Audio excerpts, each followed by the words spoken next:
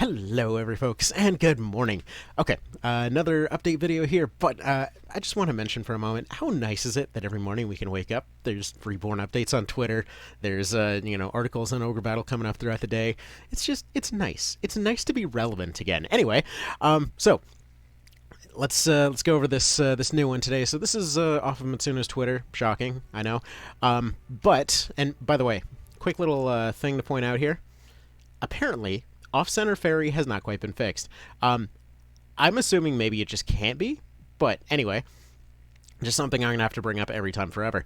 Anyway, so a couple things to note. They're going to be going over the kind of level up mechanics. Like specifically, they're pointing out that everything is set to 50 here stats-wise. I would assume those stats are probably going to be lower on an actual level 1. One thing that is a little bit unclear, and I would assume this hasn't changed, but as far as base stats go, I assume they picked 50 as just a nice round number. It is possible that they maybe doubled or quadrupled base stat maximums. Before it was always 100. So I would assume, based on the speed that they go up, I'm going to assume that no, they're probably still going to be 1 to 100 basically. Now, one more thing I want to point out right here. We only see them deploying 12 units. We don't see any mention, like there's different icons here, but I don't see any mention of like make team B or anything like that. They've traditionally always kept it as team B for this little bit right here. They do give the AI option as discussed before, but we don't see a second team deployed. I mention this because there's 12 units that end up popping out of this training here. We don't immediately see the screen after this, so it is possible that they popped up after this and we just don't know.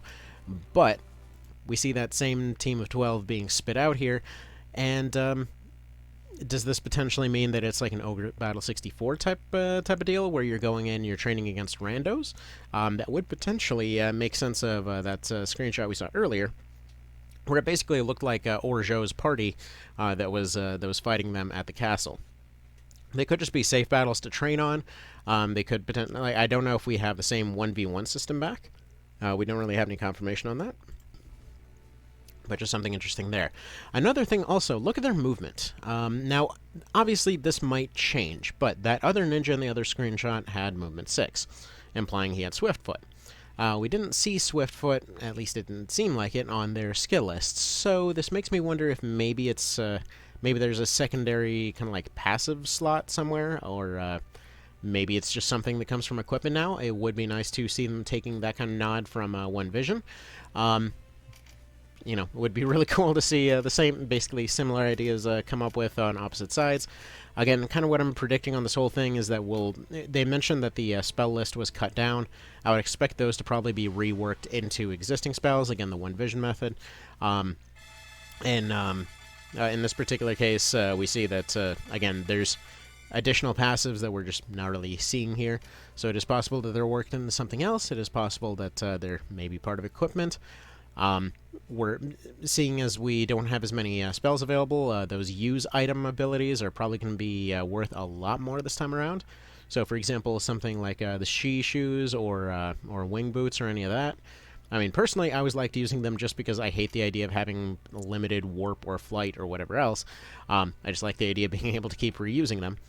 But I would imagine that items like that are going to be a lot more useful this time around. Now, next thing to note here is the music. You can hear that it changed a little bit. I saw a few comments kind of lamenting more strings and less percussion. I don't know, I like it. It kind of gives it a little bit more of a robust sound to it, but to each their own.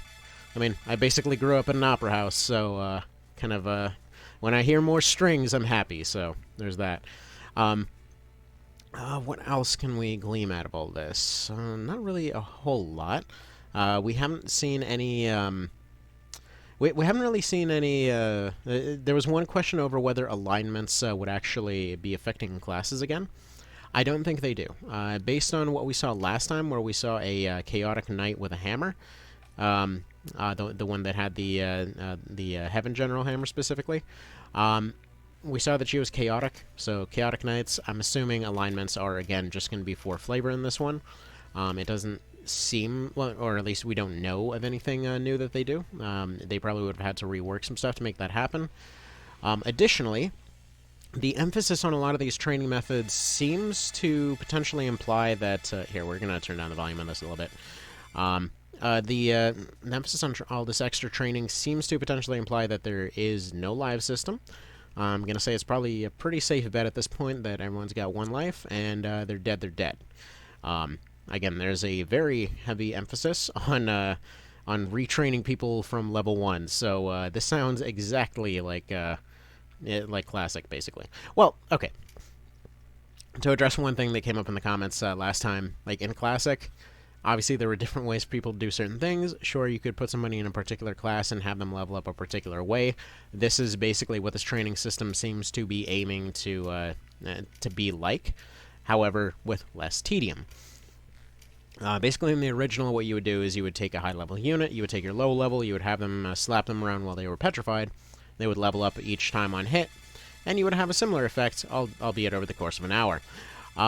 In this particular case, they're just sort of, power speeding through all of this stuff right away.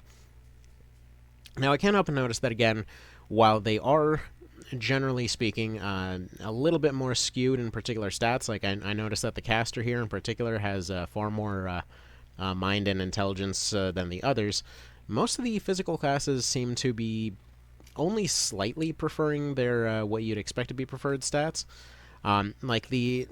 Honestly, the vitality jump in all of them, I'm more surprised by the wizard than I am for the knight, because they go up by 36 points over the course of those 17 levels, which basically implies double growth rates, give or take.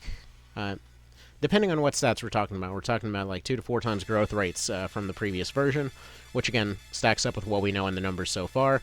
But yeah, vitality growth was not crazy for wizards. It just seems like it's far more skewed in that respect there. Like the wizard is, of everybody that leveled up here, they are second only to the knight between those 4 characters that just got levels. I just personally found that a little bit surprising. I know this is kind of like weird background nerd crap nobody's worried about, but I'm just saying, it's a little bit surprising is all. And I think that's about all that we can glean out of this. I don't know if anybody can translate any of the stuff in the background, if there's anything interesting in terms of names or, language or whatever else.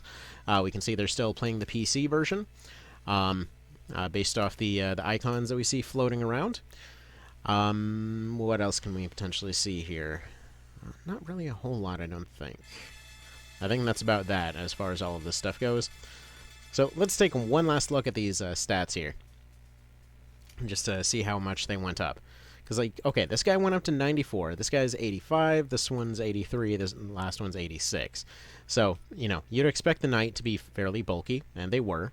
Definitely seems like the knights are heavily skewed towards vitality this time around, which is funny. They've gone through quite a transition as far as the remakes go. Like, they went from they were more or less the Rune Fencer in Tactics Ogre Classic, where basically, like, them and the Rune Fencer had the same role. They were the spear guy, they were the fast guy, they were more or less your agile frontliner, despite being the one running around in armor.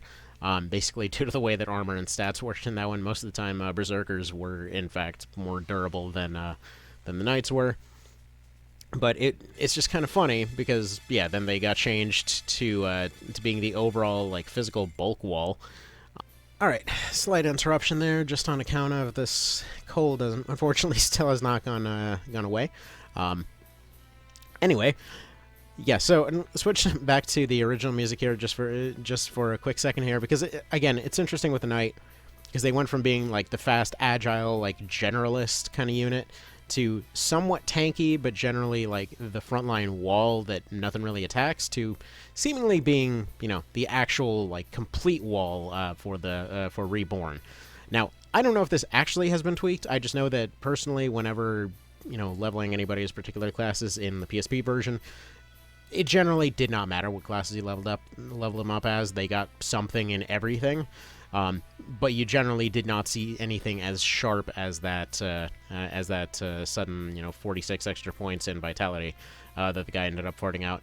So, Either way, I would assume then that if they are still going with the 1 to 100 format there, that certain classes that are specialized towards a particular thing, if they stick as that class, I would assume they probably would end up maxing out the skill by the end, which would be really cool to see. I would love to see it balanced in that particular way.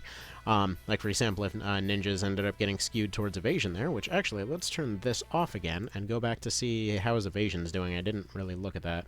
So his avoidance is 81, his is 83, ninja's 85. Well, what is your deal? Okay, just accuracy. He's specializing in accuracy and agility. That's fine, I guess. And then int for the wizard. So it does seem like everybody has like exactly one thing that they're really specialized in. Hey guys, I was actually about to upload the other one when this showed up. Yeah, look at this. So we basically got confirmation of action skills right away. We got visuals on how the UI works. So we got a little bit more music here. Now, I wonder if it's something that they did with the video, or if there actually is a higher pitch to the music this time around. But we can also see that, again, we're seeing that same trend of relatively weak finishers. This guy's only doing 205 out of 926, so he's basically doing seemingly plink damage against this guy with what should be a pretty reasonably powerful accuracy scaling finisher. But again, stuff might have changed a little bit here. But yeah, I'm just glad that we got confirmation of action skills. So this all looks pretty darn slick. I can't wait till this finally comes up. I don't know why, where the action buttons must be, because I'm not seeing any option for them.